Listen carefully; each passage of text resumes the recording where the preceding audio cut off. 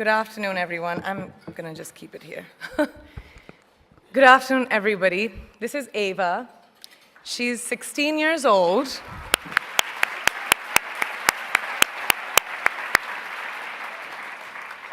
An age where girls should be enjoying their innocence and joys of their youth.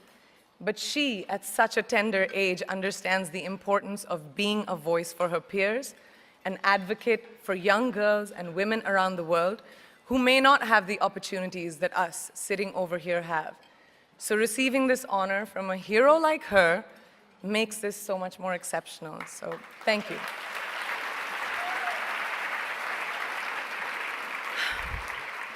Good afternoon, and thank you, and wow, I am so privileged and so honored to be sharing this afternoon with all of you and these incredibly amazing women that are being honored today.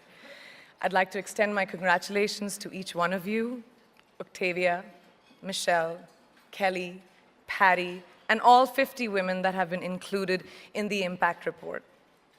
Your achievements not just inspire me, but also so many others to work harder, to be better, and to make a dent wherever we can. So I'm very, very proud to be standing alongside of you.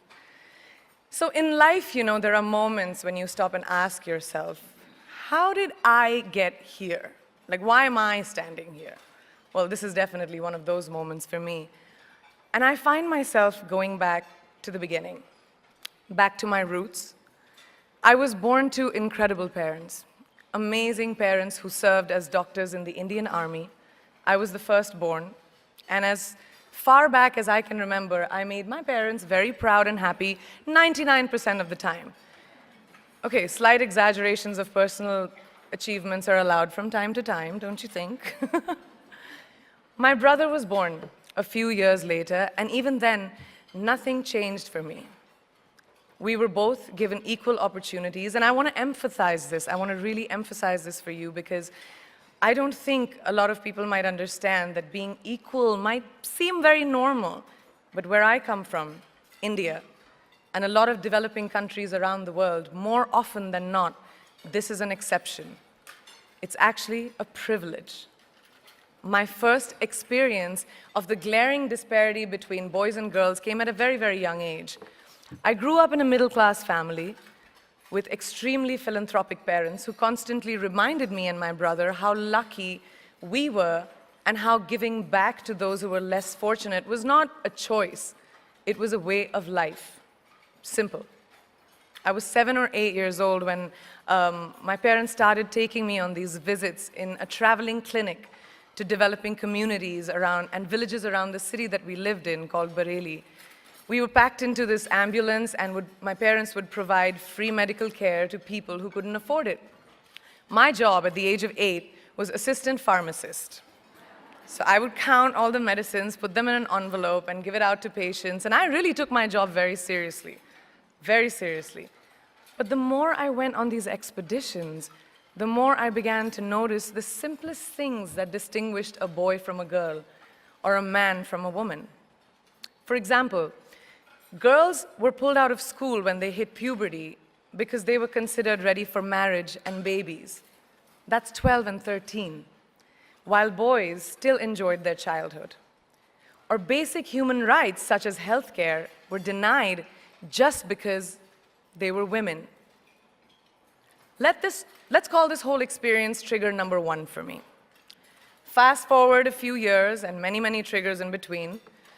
Like a producer-director, for example, early on in my career, I must have been about 18 or 19, telling me that if I didn't agree to the ridiculous terms or painfully low salary in his movie, that he would just replace me. Because girls are replaceable in the entertainment business. That was a memorable one. Made me decide to make myself irreplaceable. But I think what really moved the needle for me and ultimately led me to create the Priyanka Chopra Foundation for Health and Education, and around the same time partner with Unicef, was an encounter with my housekeeper's daughter.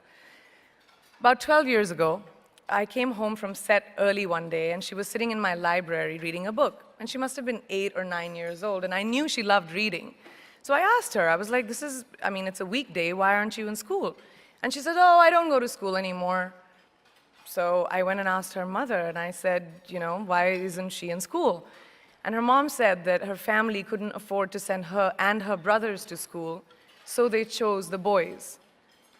The reason, she would eventually get married and it would be a waste of money. I was completely blown, and it shook me to my core. Eventually, I decided to cover the cost of her education so that she could continue to learn, because education is a basic human right.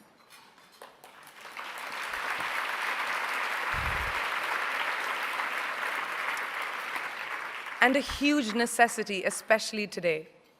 From that point on, I was determined to make a difference in as many children's lives as I could, in whatever big or small way that I could contribute.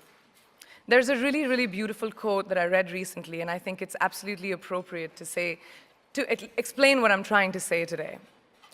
The hand that rocks the cradle, the procreator, the mother of tomorrow, a woman shapes the destiny of civilization. Such is the tragic irony of fate that a beautiful creation such as a girl child is today one of the gravest concerns facing humanity. Girls have the power to change the world. It is a fact, and yet today, girls are more likely than boys never to set foot in a classroom, despite of all the efforts and progress made over the last 2 decades.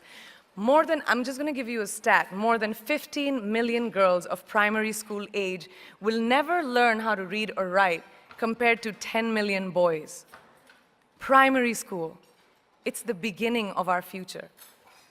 Over the last 11 years, I have witnessed firsthand the incredible work that Unicef does for children around the world, especially victims and survivors of child marriage, displacement, war, sexual violence. But there is still so much work to do. And for me, that is the fuel to my fire. The reason I'm so committed to this cause, and that is where my passion stems from, because I know that a girl's education not just empowers families, but communities and economies. A result of her education, we all do better. It's just as simple as that. As entertainers and influencers sitting in this room, I feel that it's our social responsibility to be a voice for the voiceless, which is why I applaud each and every woman in this room for being such a badass.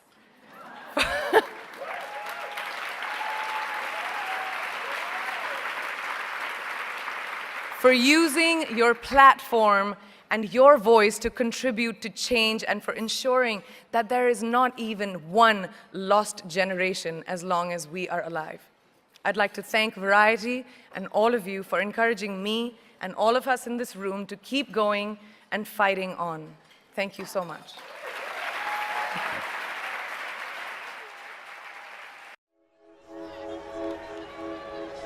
If we show emotion, we're called dramatic. If we want to play against men, we're nuts. And if we dream of equal opportunity, delusional. When we stand for something, we're unhinged. It's super, it's gonna need to calm down. When we're too good, there's something wrong with us. And if we get angry, we're hysterical, irrational, or just being crazy. But a woman running a marathon was crazy. Officials tried to pull her off the course. A woman boxing was crazy. A woman dunking? Crazy. Coaching an NBA team? Crazy.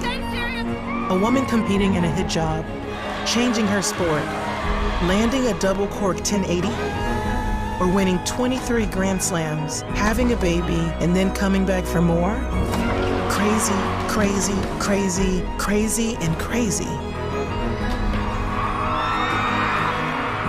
So if they want to call you crazy, fine. Show them what crazy can do.